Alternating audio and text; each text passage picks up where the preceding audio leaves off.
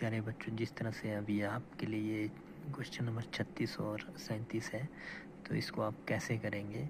तो इसके पहले जो नियम है वो आपको याद करने पड़ेंगे। ये नियम मैंने आपको लिख के दिए हैं, तो मैं बताना चाहूँगा कि जिस तरह से मान लो आपको सवाल दिया कि प्रथम जो 50 प्राकृतिक संख्याएं उनका योगफल क्या होगा। तो इसका जो नियम है, इसमें क्या करेंगे कि आप जो प्रथम n प्राकृतिक संख्याओं का योगफल, इसका जो ये रूल है, n जो हमारा प्राकृतिक जो संख्याएं दी होती है वो होता है, और n+1 इस और divided by 2।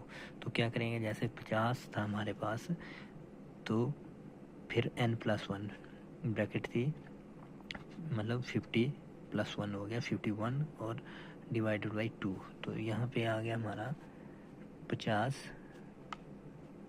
Into 51 divide by 2। तो 2 से ये 50 कट जाएगा, तो यहाँ पे 25 आएगा, और 25 इंटू 51 करेंगे तो ये 1275 इसका आंसर आ जाएगा। इसी तरह मान लो आपसे पूछा गया कि पहली 50 सम जो प्राकृतिक संख्याएं हैं उनका योगफल क्या होगा। तो इसमें आप कैसा करेंगे, इसका जो नियम है ये n ब्रैकेट n+1, ठीक है।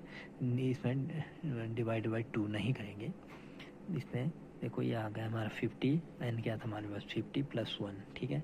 तो ये दोनों जो प्राकृतिक संख्याएं हैं हमारी, उनका ये टोटल जोड़ आ जाएगा 50 और 51। इसको क्या करेंगे, ये जीरो हम पहले लिख देंगे। जो जीरो वाली जो आपकी मल्टीप्लिकेशन होती है उसमें आप ध्यान दें कि जीरो को आप चाहे बाद में लिख सकते हैं चाहे पहले लिख दो। फिर क्या करेंगे, सिंगल डिजिट जो मल्टीप्लिकेशन रहती है, तो इसको क्या करेंगे, 5 1 जब 5 लिख दिया, 5 5 या 25। तो जीरो कितनी थी, एक थी, तो हमने लास्ट में एक जीरो लगा दी।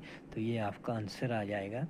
इसी तरह आगे जब हम प्रथम प्राकृतिक विषम संख्याओं का योगफल देखेंगे कि जो प्रथम 50 जो विषम संख्याएं उनका योगफल क्या होगा, तो इसका n का जो स्क्वायर, जितनी भी संख्याएं दी होगी, मान लो आपको यहाँ पे 50 दिए, तो 50 का जो आपको पता है कि जो 50 का स्क्वायर मतलब 50 जो 50 मल्टीप्लाई बाई 50 होगा। तो इसका जो देखो इसमें भी यही है कि जो ये जीरो जहाँ पे होती है, चाहे जितनी भी जीरोज़ हो उनको आप अलग करके, जितनी भी जीरो, यहाँ पे 2 थी 1 2, तो आप इन 2 जीरो पहले लगा दें। फिर कितना बच गया 5 5 5 या 25। तो इसका 2500 आंसर आ जाएगा। तो इस तरह की जो मॉडिफिकेशन रहती है, इसमें आप ये नहीं करेंगे कि 550 फिर इंटू 50, तो ये काफ़ी लंबा हो जाता है, इसमें आपका जो टाइम भी काफ़ी ज़्यादा निकल जाता है। तो इस तरह से आपने ये गलती नहीं करनी है।